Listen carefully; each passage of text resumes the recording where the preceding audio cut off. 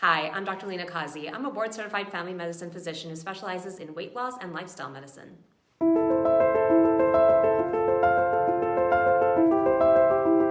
Today, I want to talk about the differences in these medications, including the cost. So first of all, these two are the brand names for the same generic drug, which is semaglutide. The main difference is that Ozempic was approved by the FDA in 2017 for patients with diabetes. Wegovy was approved in 2021 by the FDA for weight loss. This is what a physician will take into consideration when evaluating you for these medications.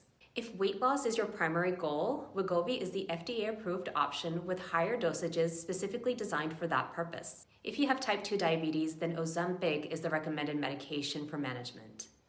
Ozempic might be a good choice due to its recent FDA approval for reducing cardiovascular risks. It's important to note that both medications require a prescription from your doctor.